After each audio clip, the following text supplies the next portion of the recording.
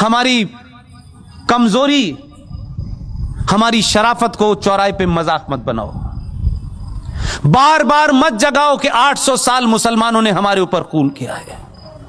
यह सनातनी के अगर कान में चला गया और उसको समझ आ गया कि 800 साल बार बार यह आदमी बताता है कि हमारे गुलाम रहे हैं, हिंदुओं की औरतें हमारे हरम का हिस्सा थीं और हिंदू मर्द तो हमारा सिर्फ नौकर था और हमारी गंदगी साफ करता था, यह सनातनियों की समझ में आ गया तो एक तो अभी कानून से लिया है, पूरे 30,000 वापस लेंगे, ध्यान रखना। अभी सिलसिला शुरू हुआ है, हमने तो फिर भी कोर्ट के माध्यम से शुरू किया है। जिस दिन पागल हो गए हम तो मथुरा भी आएगा और काशी भी आएगी और 30,000 आएंगे और फिर बताएंगे कि तुमने इस देश में एक भी मस्जिद अपने हाथ से नहीं बनाई, तुमने हर मंदिर तोड़ा और उसके ऊपर गुम्मद बना दी, तुमने कुछ नहीं बनाया। अगर तुम्हारा इस्लामिक आर्किटेक्चर नाम का कोई फ्रॉड था तो भाई मुझे बताइए, सऊदी अरब में कितने ताजमहल बने हैं, कितनी कुतुब मीनार बनी हैं? झूठे मक्कारों, किसी के मकान पे कब्जा करके नेम प्लेट लगाने से तुम्हारा मकान नहीं हो जाता। अगर इतना ही आर्किटेक्चर था तो कुछ दिखाई देता ना हमें। तुम जिन जगहों का हवाला देते हो, ईरान 77 से पहले क्या था, तुमने क्या बना दिया? और तुम्हारी तो ख्वाहिशात भी बड़ी अजीबोगरीब हैं। तुम इस देश से यहूदियों को समाप्त करना चाहते हो, वो शैतान है तुम्हारी निगाह में। काफिरों को खत्म करना चाहते हो, वो भी शैतान है तुम्हारी निगाह में। लेकिन मूर्खों, तुम्हें यहूदी की बनाई AK-47 से ही समाप्त करोगे उसे? तुमसे कुछ नहीं बनाया गया अभी तक। तुम कट्टा बना सकते हो, चाकू बना सकते हो। उसी काफिर के हथियार और उसी यहूदी के हथियार से तेल निकला, तब तुम्हें पता चला कि यह तेल है, नहीं तो तुम्हारे लिए चंदा हो रहा था पूरी दुनिया से। तुम तो इतने एहसान फरामोश हो कि जिन्होंने तुम्हें कपड़े पहनना सिखाया, जिनकी वजह से पूरी दुनिया में आज ये कहते हो कि हम बहुत ताकतवर हैं, जिनकी बुनियाद पे हो आज भी वो टैप बंद कर दें तो टैप खोलना नहीं आता तुम्हें। चटाई और लोटा लेकर के अल्लाह को याद करने से कुछ नहीं होता। और आप इतने मक्कार हैं, इतने बुज़दिल हैं, आपका ईमान तो उस दिन पता चल गया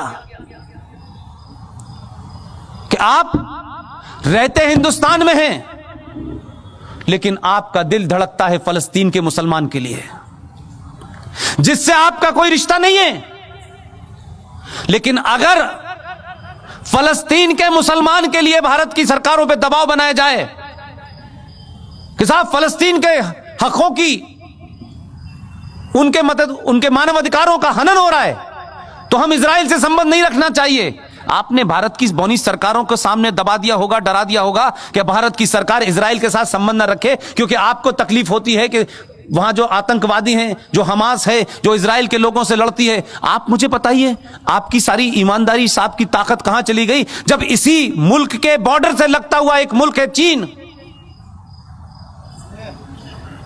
उसने कहा दाढ़ी आधी, पजामा नीचे,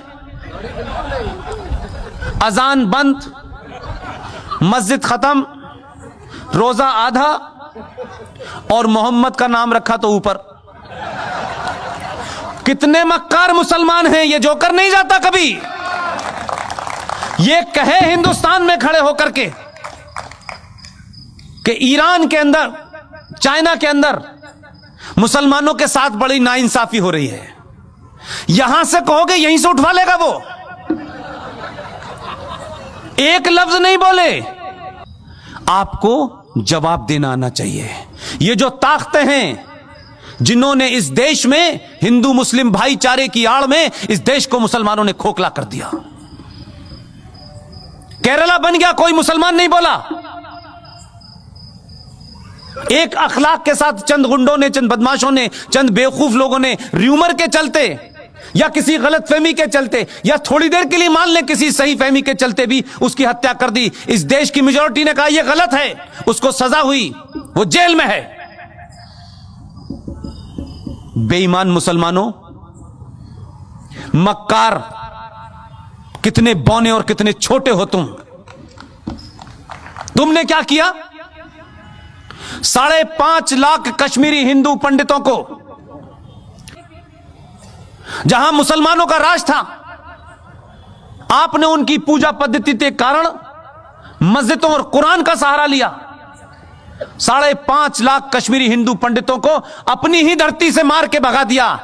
हिंदुस्तान में एक भी मुसलमान, दाढ़ी वाला और बेदाढ़ी वाला, लिबरल, मॉडर्न, बॉलीवुड से लेकर के आसाम तक एक भी मक्कार मुसलमान नहीं निकला जिसने यह कहा हो कि भारत की धरती के ऊपर यह कैसे हो सकता है, कैसे इन कश्मीरी पंडितों को मारा गया, इनका कसूर क्या था यह बताओ। एक नहीं खड़ा हुआ, चुपचाप हो गए, यह होने दिया।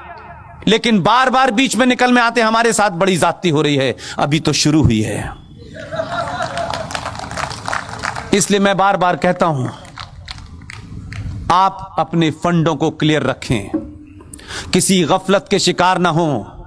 ये जो इस्लामिक आतंकवाद इस देश में है, जिसे कॉन्स्टिट्यूशनली, सोशली, पॉलिटिकली इस देश में बढ़ावा दिया गया है, ये जो घर वापसी आप कहते हैं, घर वापसी तो होनी चाहिए, लेकिन ये वो घर वाली वापसी जिसमें आप बिजी हो, उसमें मैं बिजी नहीं हूं। ये घर वापसी 1947 से होना शुरू हो गई है। अभी 35A 370 गया है, मंदिर वापस आया है। अभी काशी भी लेना है, मथुरा भी लेना है। इसके बाद में यूनिफॉर्म सिविल कोड भी आना है। इसके बाद में एंटी कन्वर्जन भी आना है कि जिनकी किताब ये कहती है कन्वर्ट करो, उनका दिल भर जाए। इस बार इतना कन्वर्ट करेंगे, चिंता मत कीजिएगा। इसलिए आने वाले दिनों में बहुत सारे बिल तैयार हैं। इसलिए मैंने आपसे कहा, चुनाव के हार जीत से कोई फर्क नहीं पड़ता है। चुनाव हार जाएं, लेकिन राष्ट्र नहीं हारना चाहिए। आप सब लोगों ने मेरी बातचीत सुनी और आखिर में सिर्फ इतना ही कहता हूं, सनातन के परिवार का हाथ पकड़ लीजिए, दुनिया में किसी के पैर छूने की हिम्मत जरूरत नहीं पड़ेगी।